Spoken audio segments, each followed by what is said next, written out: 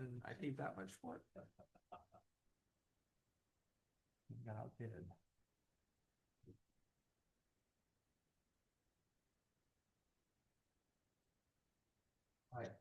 That down to the water. I forgot. Usually I give Jim a call. They Okay. I forgot today. Is any, I got Select, well, you should. You didn't remind me to do it. Correctly. There again, there goes the form. Yeah.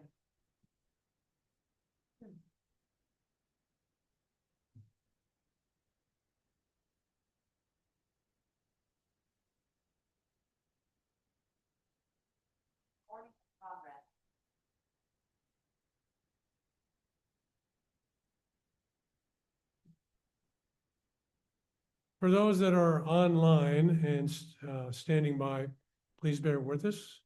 We're attempting to get our board members seated. It looks like we do have a quorum, but we're looking to see if our Chair Thorpe is en route. Thanks. Did you reach out to Chair Thorpe yet? No, I was just telling the people online what was going on. Okay, I'll reach out to him right now.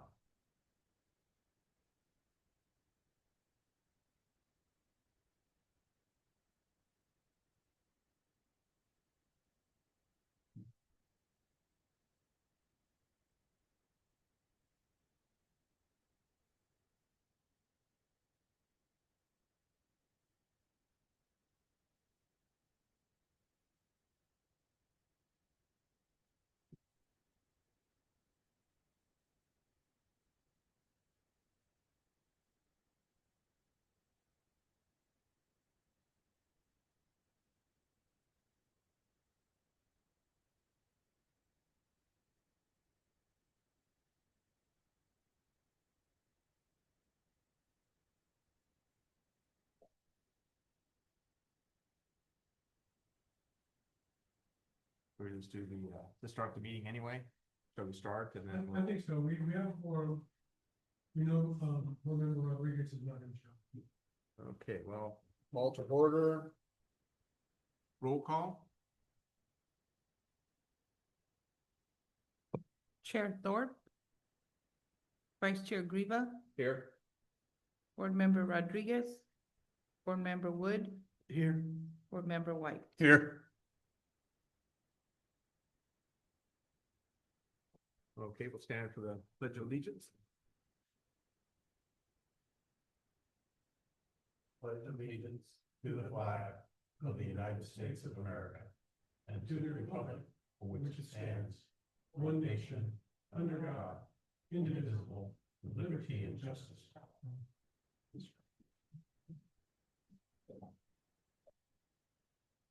Okay.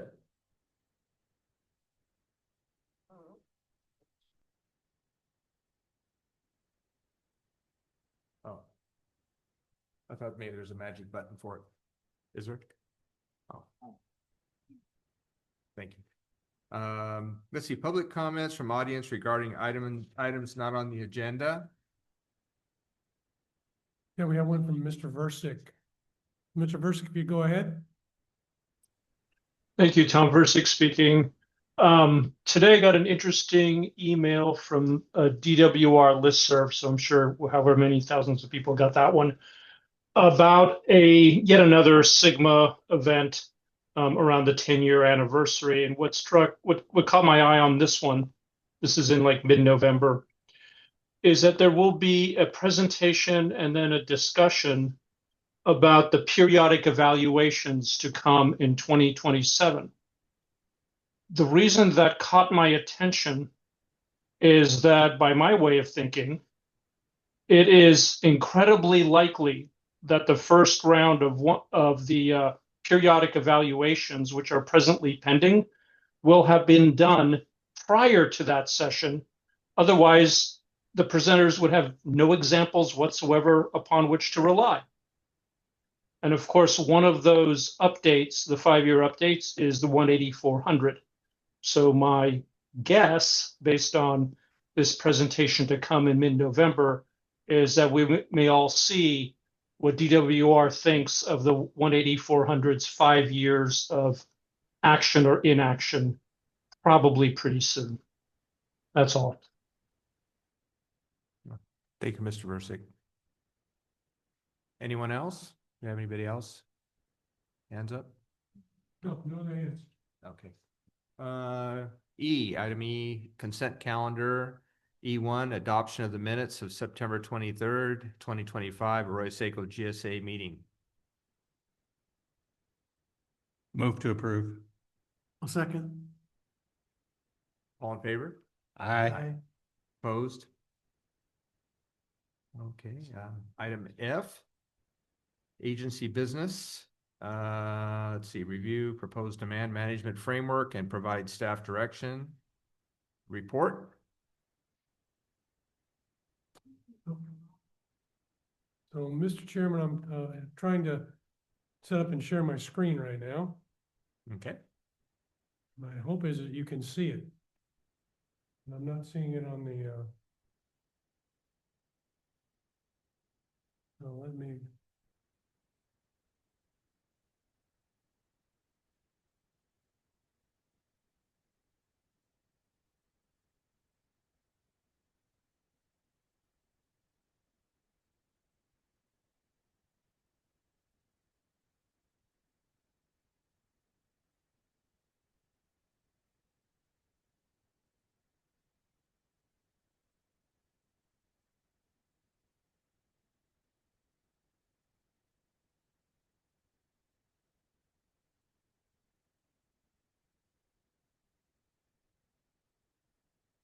Here we go. There we go. Okay, so this is the same presentation that the Salinas Valley Basin GSA's Board of Directors received on October this year. Just a couple weeks ago. I'm going to walk you through it. I included it in your packet, the actual framework, the executive summary for you guys to read. But by way of intro, to start this discussion, recall that the Salinas Valley Basin GSA has been developing this demand management concept over the last, 18 months at least. Maybe we go back all the way to the beginning, because there were certainly management actions that look like demand management in our GSPs, for instance, that looked at, some sort of curtailment of extractions as one potential avenue to be able to meet the objectives of Sigma. So we've been talking about it for a long time. I think all of us wanted to hurry up and get there. And what I would say is what you have in front of you now, after all of the building, is kind of the what demand management can look like.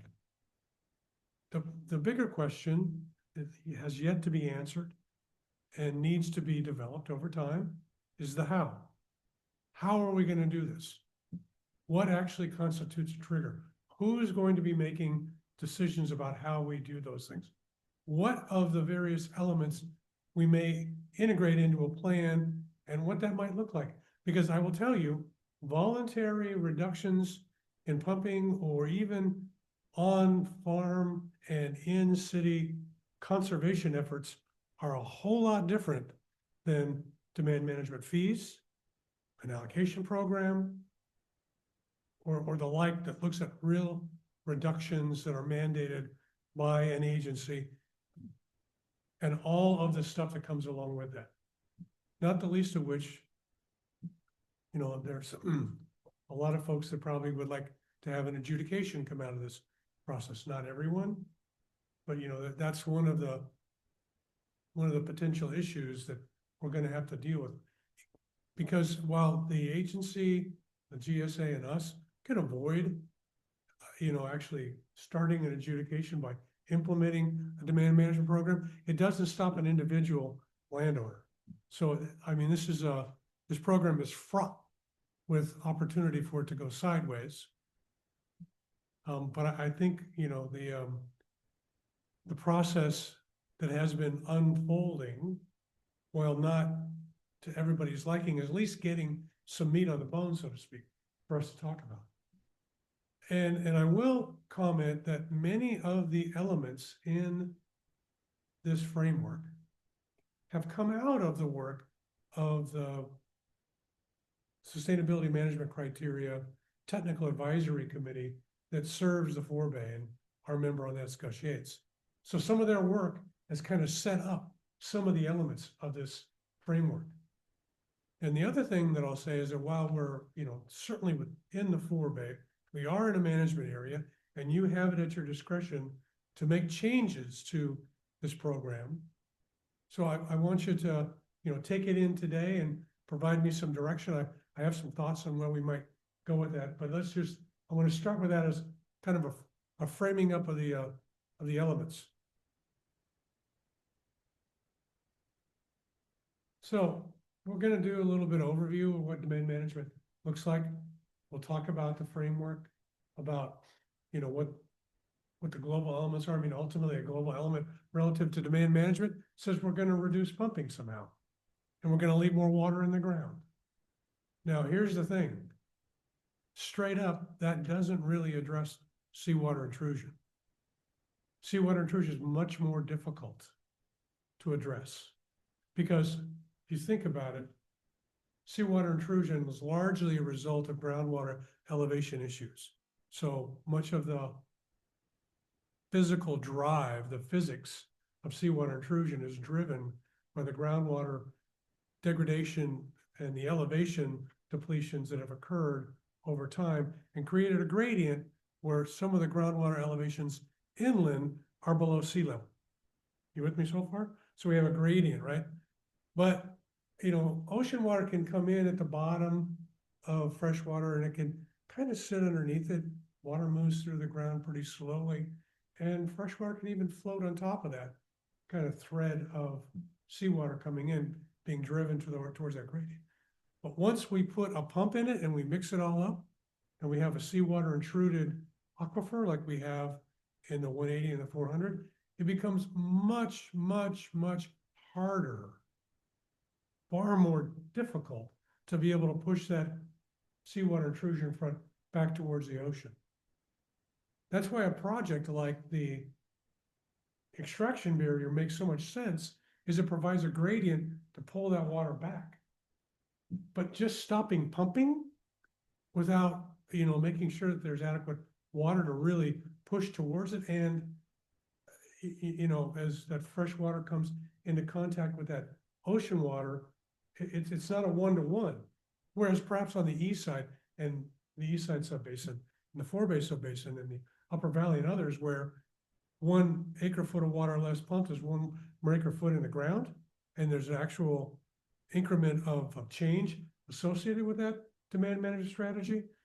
In the seawater intruded area, it's not that straightforward. So one of the elements that I've asked that we continue to develop is, what does this global element look like for seawater intrusion?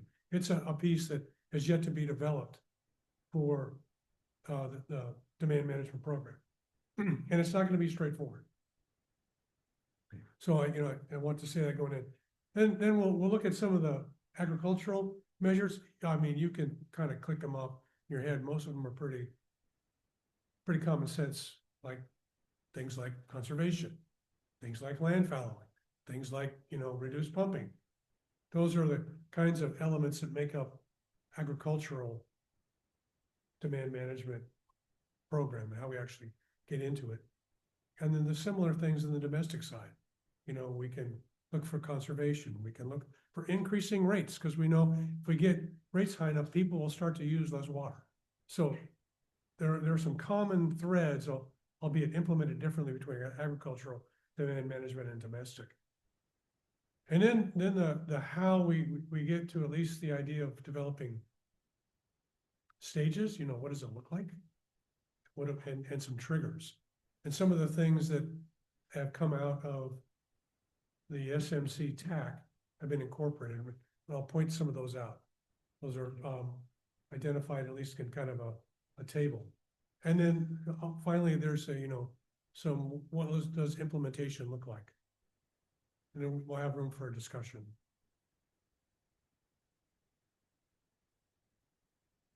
So, as I mentioned, this has been kind of a long rollout. It's been, more than just the 2023 to 2024 preliminary concepts. Remember, we had a number of workshops. We had one or two here in Greenfield where we had, the opportunity to kind of role play through strategies for making trade-offs. So a lot of times that's what demand management is. Now we're at actually developing a framework, what's included. Like I said, the what is starting to put meat on that bone so we can see, and there's no question that it's going to start to raise concerns and issues, and that's where we're at. But the bigger part, I think, the thing that's most important is the next step. That is, what does the policy related to this framework look like? How do we implement it? How do we make use of the resources that we already have in place, like the SMC Tech, who has frankly provided a lot of the input that is being, kind of integrated now, some of that low-hanging fruit. Those guys have already been helpful in helping us get our arms around some of the issues. And a lot of that's driven, frankly, because we are going to hit droughts. We are going to hit times when we need to have some sort of program that says, okay, we got a drought, elevations are falling. What happens if this drought goes another year and another and another? We did see in the 2013 to 2016 timeframe, some of the groundwater elevations fall far enough where some of the pump bowls were left exposed. Guys couldn't pump. So there's kind of a already built-in demand management right there, kind of involuntary, voluntary. It can't pump. But as groundwater elevations drop, it gets more difficult to pull the water out of the ground. And, pumps are, generally speaking, only have 1 horsepower. You might have, Michael, you can speak to this, you might have adjustable frequency drives, but ultimately, when you get to that max horsepower, that's what you got. And, as we drop lower and lower, we can generate less and less water. It's one of the, anyway, so I mean, those are some very real things that did occur that you could say those are like demand management. You could put in voluntary programs. You could fallow fields. If you can't pump water out of your wells, you fallow a field. But we need to have more structure around that. We need to have, some policies in place. We got some ideas, but how does that look like and how do we implement it? And I think those are the questions that we're going to be answering over the next several months that are going to be challenging.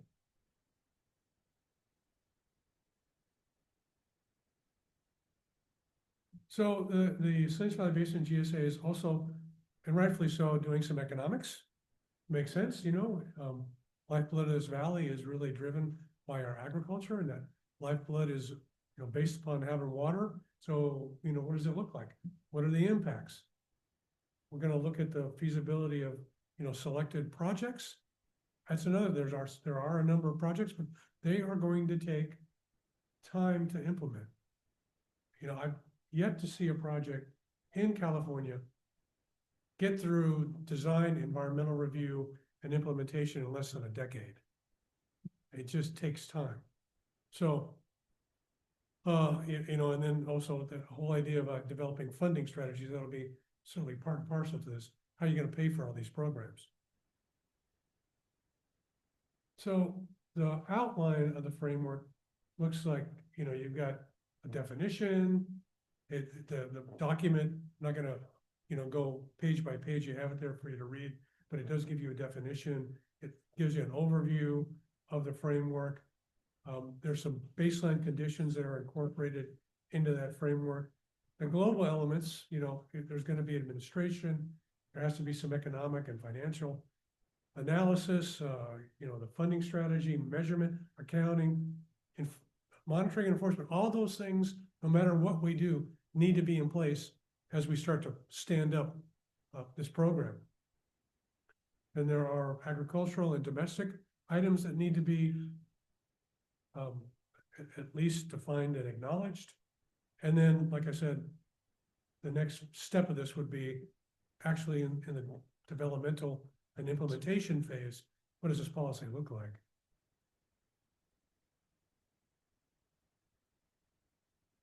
So, we've been capturing data in this valley for, gosh, I want to say forever.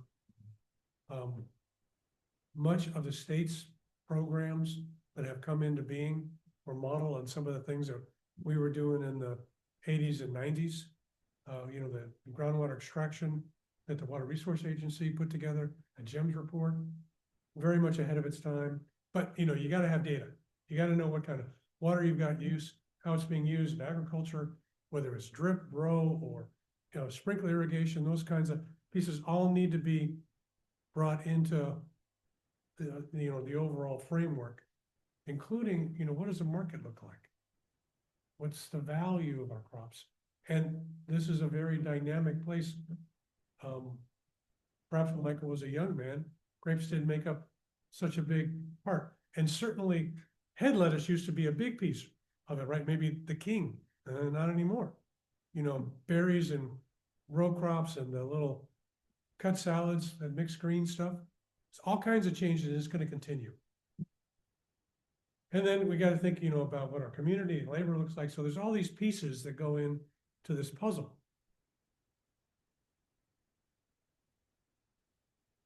And, we talked about these pieces. All of these things need to be in place, stood up, so that we can move forward with the program.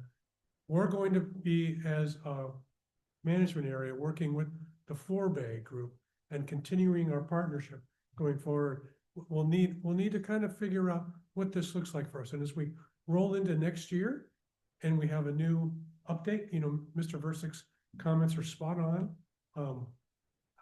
I got to tell you, it would seem to me that DWR is going to want to see some sort of demand management, regardless of whether you're in a basin that's sustainable or not, as a fallback, or as a, what will we do if kind of response. If we got into a 25-year drought, what would we do?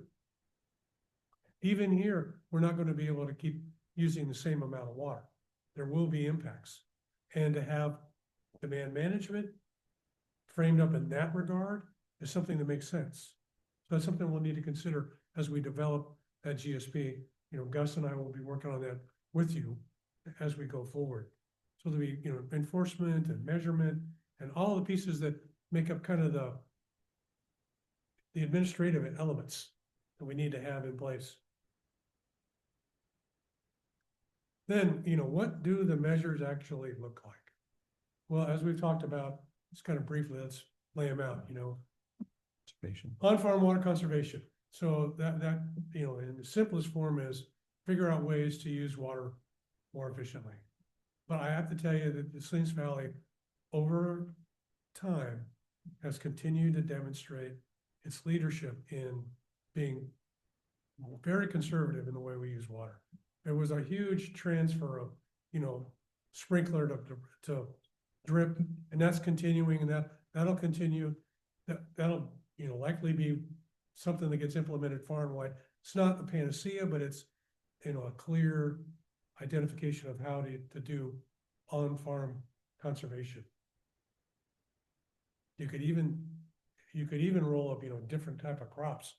I mean, God forbid we switch to just an alfalfa based ag community here that uses like 7 acre-feet of water per acre, because it just sucks water up, as it grows and cuts. That's not what we do. There's higher value crops. Grapes are pretty doggone water efficient, but we're kind of dependent upon the grape market, and it takes years to develop. So there's, the dynamicism built in, needs to be built in, so we understand how that on-farm water conservation can work. A fee, tiered pricing is, the GSAs have been built as regulatory bodies. I'm going to say it again, we're regulatory based. So developing a fee is not a surprising way in which to implement some sort of demand management. The more you pump, the more it costs. It's a way in which to be able to drive efficiencies. fallowing land and a land banking program gets kind of the next level up. That's actually going in and thinking about how we might use less water in a larger area like a subbasin. And that's probably best implemented at a subbasin scale, because you'll be able to kind of manage the overall water relative to that subbasin. Land repurposing, you know, thinking about what that looks like.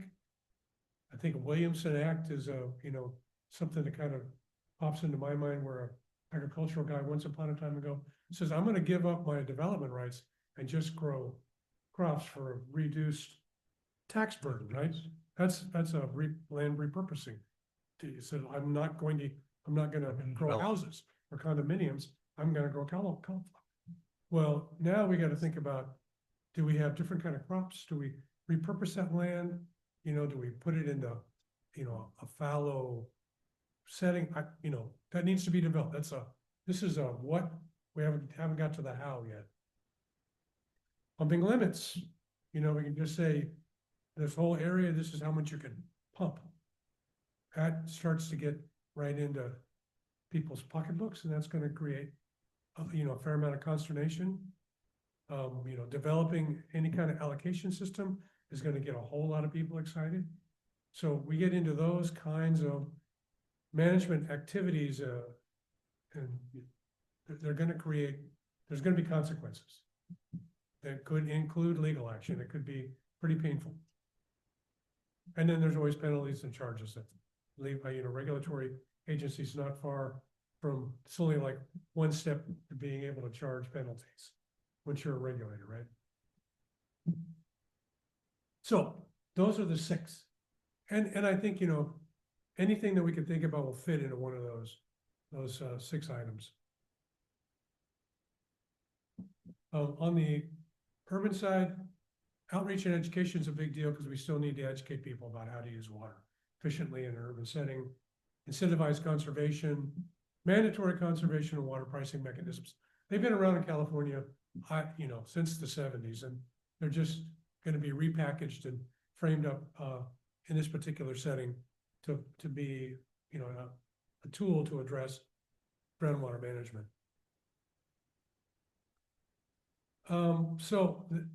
Thus far, the idea is that we've kind of looked at 5 different stages, and there's different triggers in each of those stages.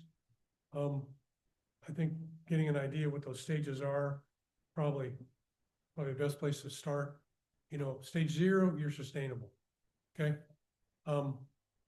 There has been some and groundwater elevations consistently at the measurable objective. Okay, so for here, we've had no undesirable results, but we're still not up groundwater elevation at the measurable objective where we want to get to. So we're in stage 1. We're close to sustainable. I would say that we're sustainable, but I can tell you, Gus would say,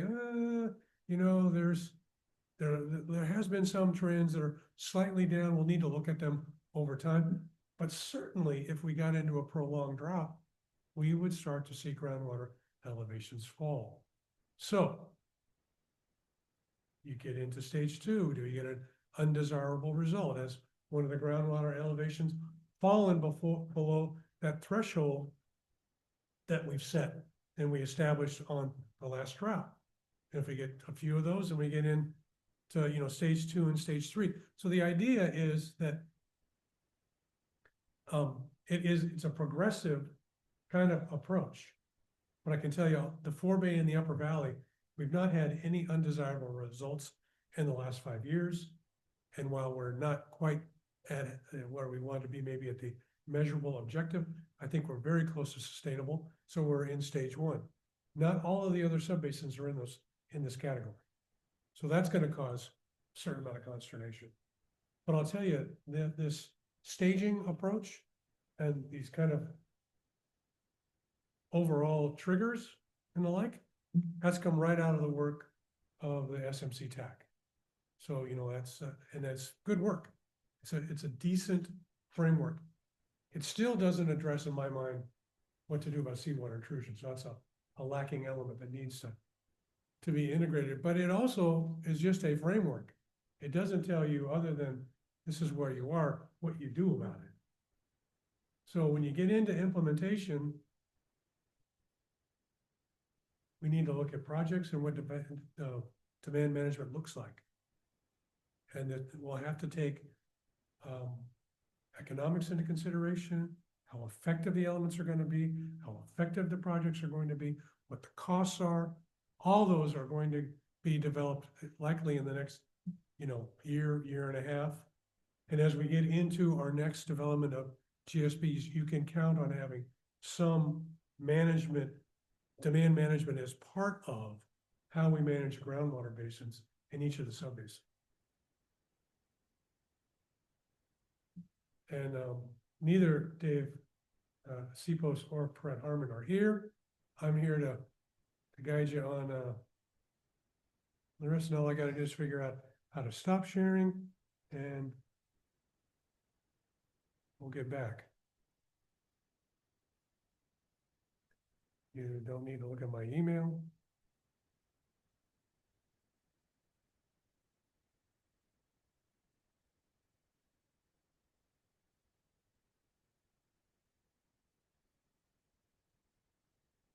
So I'm sorry, I'm seeming to have lost the presentation.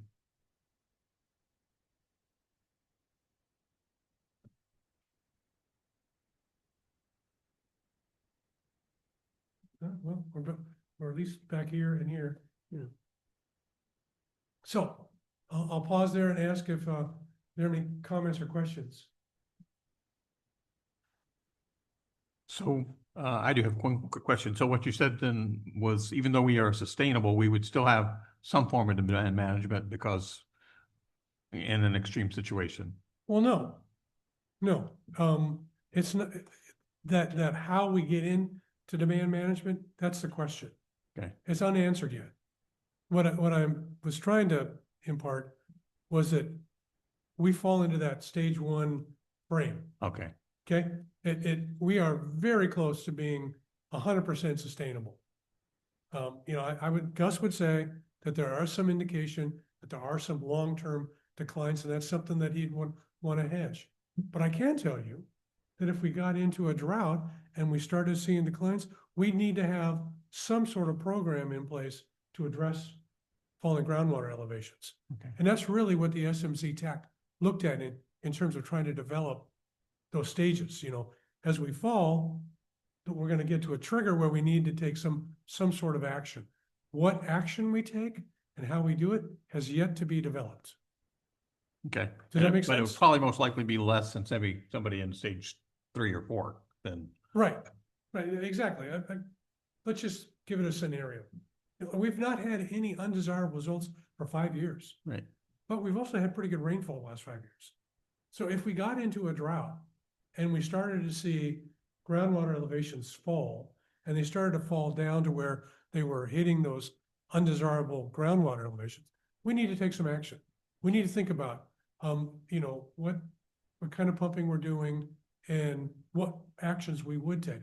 Those are the kinds of decisions that ultimately we would bring here and map out. At stage 3, we would do this. At stage 4, we would do, we might get into more conservation.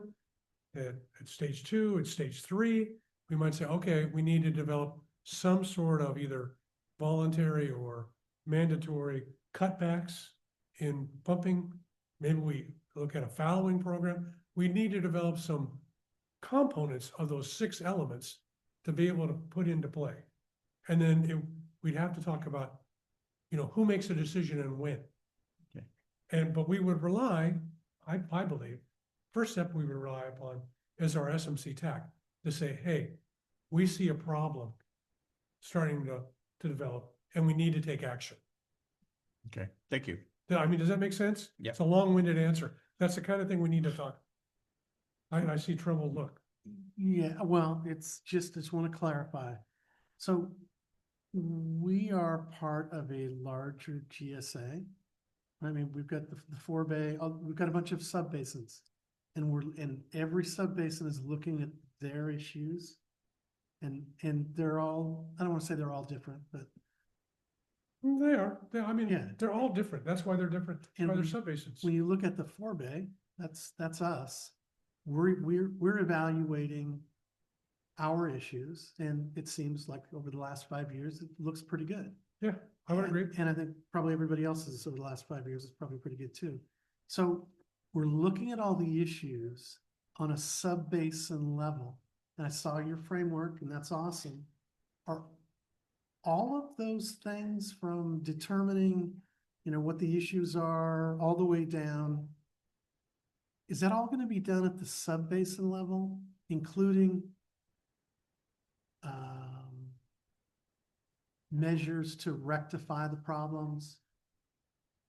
I would say yes, and I would say that it's going to be important as we develop this next GSP, as we get into this development, and we talk about demand management, we lay out how that's going to work. But it's even more important, you guys need to think about the arroyo seco cone management area in addition to the 4 bay. I mean, we have carved out the arroyo seco cone management area, and we looked at it specifically. I haven't asked Gus to say, is the cone more sustainable than the rest of the 4 bay? It may well be. So we may take a different approach. And we have set up an agreement that will allow us to do so. So in addition to looking at just the 4 bay level, we'll want to also look at the arroyo seco cone management area level as well. And by the way, let's just go to our neighbors, the Upper Valley. The Upper Valley is a lot different than the 4 bay. The Upper Valley's well distribution is very close to the Salinas River. If you look at where all the wells are, they kind of run left on either side of the corridor of the Salinas River. That's not what the 4 bay looks like. We have wells all over because we're at this confluence of these two rivers, and the alluvial fans that have formed the geology of the groundwater basin have deposited all kinds of sands and gravels right here. And it's like, it's a pretty good sized aquifer. As we go further, north, we start to run into those clay lenses and the complicated geologies that is the pressure 18400. And then on the east side, you've got the gabilands that have deposited a much finer grained soil type. And so the geology there, it is difficult to get water in and out. That's why we have some really significant declines in the east side that we don't see in the rest of the basins.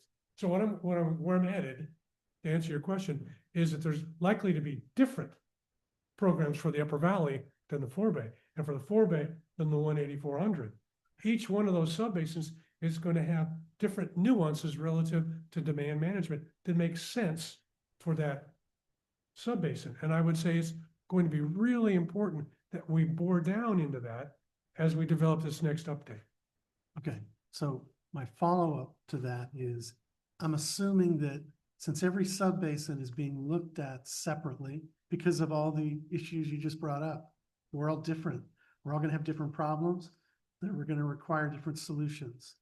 When you get down to the bottom of that list, where you're financing all of this, does that follow as well? That the money comes from the sub-basin where the problems are? Do we know that? I don't think we know that at this time. I think what we can say is that if the solution is a project, we know that project is going to be funded consistent with Proposition 218. Fair? Goes to, yeah. Okay, those who benefit pay. But that's not to say that you can't develop a funding framework that takes in the whole valley. But those who benefit are going to pay. In terms of demand management, we're going to need to look, I believe we need to look at subbasin by subbasin financing of the very elements that we're talking about. I would agree, yes. I mean, it doesn't make sense to me for somebody in San Arno to be dealing with something that's happened up on the Granite Ridge in, Prunedale. It just, if there's a program that works for the east side, it's not necessarily going to be the same program to work in the Upper Valley. And conversely, what works in the Upper Valley may not be the right program for the east side 4 bay or pressure. And it would make sense that the cost for that comes along as well in each of those areas. Now, the caveat is that you do have all those global issues, and you do have kind of an administrative component that needs to be put into place that everyone's going to have to contribute to. Okay. And that's, I mean, okay, so when we started this experiment back in 2017, these groundwater sustainability agencies were set up as regulatory bodies. We are now at the point where we're starting to regulate. And the regulatory bodies have the authorities to extract monies to be able to fund their activities. And so that's going to happen. Okay. It already has, right? Yeah. And, you know, whatever program gets put into place, I can see an administrative cost that is going to be spread more or less equally amongst all of the subbasins. Now, when we get into individual programs, I think they can be funded wholly within those subbasins. Well, they'll have to be. Yeah, With 218, they'll have to be. well, yeah, some of them will constitute a project. Some will constitute a program, and this is where, as they say, the rubber is going to meet the road. Because we'll start talking dollars and cents, and it will get people, there will be consequences. I'll just say that. I'll get people fired up. Great, thank you. Should we open it up as to public or at Sure. this point? Any public comments? Mr. Versick. Thank you, Mr. Weeks. And the board, in my opinion, may want to know that Mr. Weeks' presentation was the most cohesive presented on this material to date. I've been to 7 or 8 presentations so far by GSA, various components. So I have quite a bit to say, but let me start with my bottom line.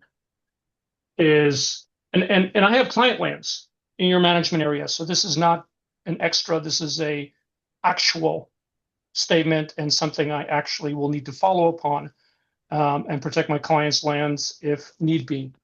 So the agreement you presently have with the SVB GSA has a bunch of language. I'm not going to talk about the language. I will simply refer you to look at, it's either paragraph or section. I don't know what they're supposed to be, but 4E as in Edward, 4F as in Frank, small I, and most especially number 6. You can look at those whenever. So let me start with Mr. Wood's question, or several questions, which I think are, the right kind of things to ask. And I will tell him his assumption that it will be subbasin by subbasin is very rational. GSA staff says such things from time to time, but it's completely absent from the actual words of the framework, 150 pages or so. It would be really easy to make it clear enough. It's not clear enough. And I've raised that point, a number of times. And as I've sat through these, honestly, perhaps my 8th time seeing this presentation, what the GSA staff presents tends to shift a little bit. And I think it shifts based on what audience they're speaking to. That's the way I seem to read it. And this last time for the Southern Basins yesterday, there was the latest that I heard from General Manager Harmon was about a emergency plan and about their consultants being essentially a demand management technical advisory committee. And those are all fine. They're what was explained, what was just the justification from yesterday, part of it.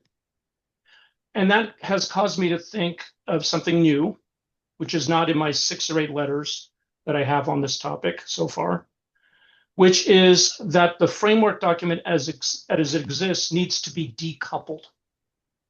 It is a diagnostic tool, and I credit Grant Kramer's, not with those words, but with that thought. And it's also a manual. a manual around demand management.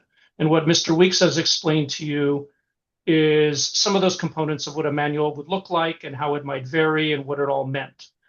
And a manual, I think, is necessary and appropriate. That part's fine.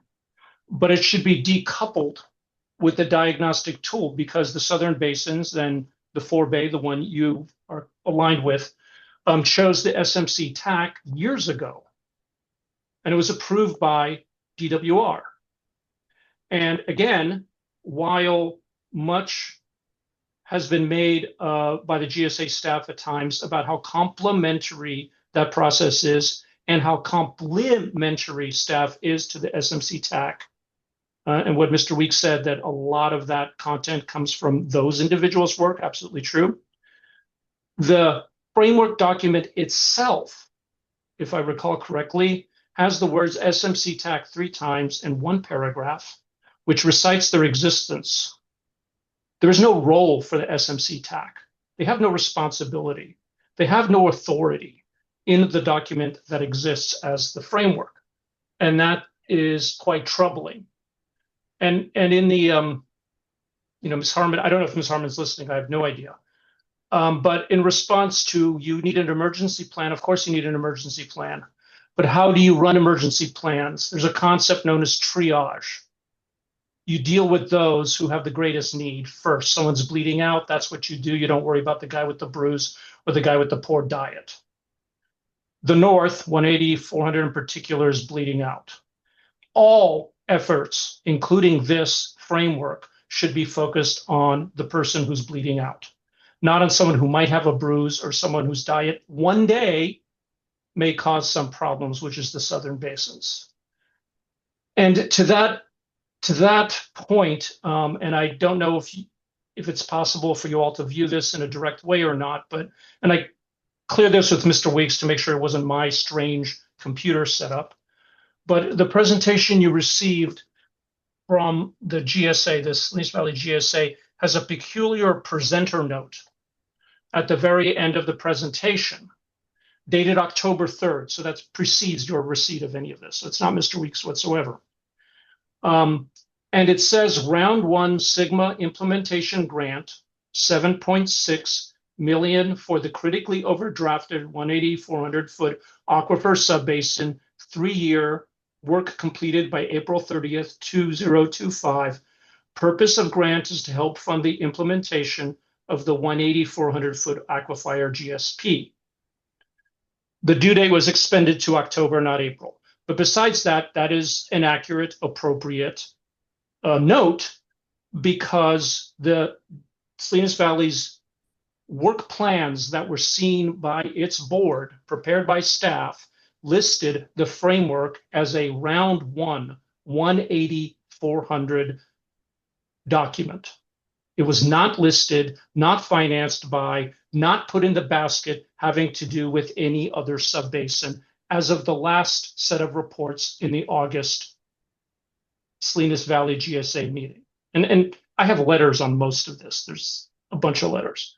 So I'm explaining these things to you so that you understand the context and that you look very carefully at your existing agreement with the Salinas Valley Basin, and that you look at those numbers I told you, and perhaps some others the council will be able to find perhaps, and you hold that entity to its explicit requirements. Because by doing so, the product in the end, because there will be something, maybe a different name, but some kind of demand management set of policies and what have you, they will exist. You will have a much better, more granular, more rational, less likely to be litigated set of documents in the end, the 2, 3, 6, 12 months, whatever it takes to get it down now is much better than spending years and years in litigation, because this is exactly where it's heading for a whole bunch of reasons. I didn't even talk about the Constitution. You could read my letters about those arguments and other things. But it's really troubling that it appears that the Salinas Valley Basin GSA doesn't want to listen to anyone who is telling them what's wrong with the document. very troubling. That's all. Thank you, Mr. Versick, for your comments. Anything else, Mr. Vice Chair? I believe we have, Nancy has. Nancy Isaacson. Go ahead, Nancy. Thank you. Yes, thank you, Nancy Isaacson, Salinas Valley Water Coalition. Want to support Mr. Versick's comments and thank him for his comments. Just kind of add a couple things. I know yesterday one of the questions came up at the Upper Valley 4-Bay Subbasin Committee meeting. Was the framework required by DWR, the demand management? And in the end, staff said no, and I think that's when they talked about the emergency plan. But what they failed to mention, Mr. Versick did, is that the requirement is for the 18400 because it's a deliverable, because it's a grant. People should understand that, so that going forward, you know, I believe that some of the cost for all of this work has been recovered. Have to check, but maybe as a tier 2 cost in many of the subbasins, except for the 18400 where theirs was covered by the grant. And so that gets to another point, is you all have an agreement with the Salinas Valley Basin GSA, and any fees, I believe, need to come to you, that you need to at least be able to consider, have your input. There is that coordination agreement, and that's important in going forward as far as any cost. And just to give you an example of what others are thinking, one of the, well, it's an individual from the Alliance of Salinas Valley. No, it's not. Salinas Valley Basin Water Alliance. They believe that if there is demand management, even in the 18400, one probably should be implemented throughout the valley, in all subbasins. Two, then they talk about a moratorium, implementing a moratorium so there's no increase at all in water usage. And so that's what you're up against. And I think that's what the Upper Valley and 4-Bay, because they are sustainable, are up against. And it is important that we believe that the framework does, while it may have some components that came out of the work from the SMC TAC, really seems like it should include something as to their role and how this agency, and probably coupled with the Upper Valley and or 4-Bay, would be utilizing the SMC TAC and developing anything to do with the demand management measures. Thank you. Thank you. Where are we at now, Curtis? Well, yeah, where are we at now? Well, we're at a point where we've got this framework. I wanted to make sure you all had seen it. And, you know, Mr. Versick's comments are, you know, right on front of my radar screen. I think we do need to continue to, frankly, implement the agreement that we have with the Salinas Valley Basin GSA relative to demand management, and lead this effort in our area. My recommendation to you as your staff is for me to work with Gus and start to develop more about what this program would look like and how it would be implemented and how we would integrate the SMC TAC into the decision-making process. So I don't want to leave the triggers for, you know, what we would do up to just anyone, number one. Number two, I want to be really clear about how we do things in the Arroyo Seco Cone management area versus the larger 4-Bay, what the role of the SMC TAC and the 4-Bay implementation subcommittee, what their roles are relative to taking next steps, and how this framework, you know, gets developed, funded, and implemented. And that hasn't been done yet. But I think getting out in front and starting to work on the technical elements of it that would lead us into those triggers would be very helpful. So that we could, talk about what stage 2, stage 3, and stage 4 would look like. And then that would lead us into a broader discussion about does it differ in the arroyo seco cone management area versus the forebay versus other subbasins, and how we might actually develop that program as part of our GSP and get out in front, rather than trying to review something that's already left the station. So that's my recommendation to you, is to work at a staff level in developing some concept and ideas and come back to you and the our Arroyo Seco GSA Advisory Committee with those ideas. Makes sense. Do we need to make a motion on that, or? No, I'm offering what I think is the right direction, and I was looking for direction. If you agree, then that's what I will do. Okay. I want to thank Ms. Isaacson and Mr. Versik's comments. Does any of what you were just talking about, and that looks at the framework and everything you talked about today, does any of that include looking at the coordination agreement, at the items that Mr. Versik was talking about? Not specifically, no. Okay. The coordination agreement between the implementation agreement, Okay, coordination agreement, whatever we want to call it, Yeah. between our two organizations is a separate, distinct item. However, how we do things is kind of mapped out in detail there. And as we get into this demand management, I want to make sure that it's covered sure. and cleared. Okay, great. I thought Mr. Persick's comment on that regard were spot on. My thinking as well.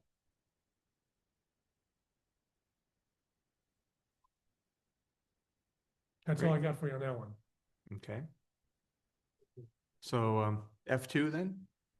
Sure. F2 is pretty straightforward. It is a request on the part of your consultant to increase our rate. We have a two-tiered rate system that we, the first 40 hours is kind of the administrative thus far and kind of routine stuff. When I'd like to raise it up to the rate that we have for the rest of the work that we do during the month. And so my request is you approve our increase in rate. I mean, I can say that we've been working with you since 2017 and we haven't got an adjustment in rates. But truth be told, I think it's a reasonable rate. I think it's appropriate, and I'm asking for you to approve it. Yeah, no, I agree. I think it's time we do that, and I appreciate it. Before we should go out to the public, just to be clear. yeah. Anyone out in the public like to comment? No hands. Okay, so do we make a motion on that? Okay, I'll make the motion. Yeah. You made a motion? Yeah. I'll second. Okay, all in favor? Aye. Opposed? Motion carried. Thank you. I appreciate that. On the topic of the GM's report, that would be our next item. I thought we handled the demand management. That's kind of the big thing that we really needed to talk about. It took a pretty good chunk of time. I don't really have a lot else to bring to you at this time.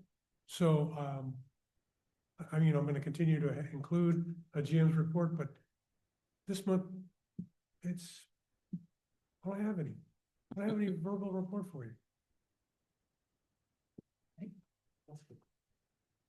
Great.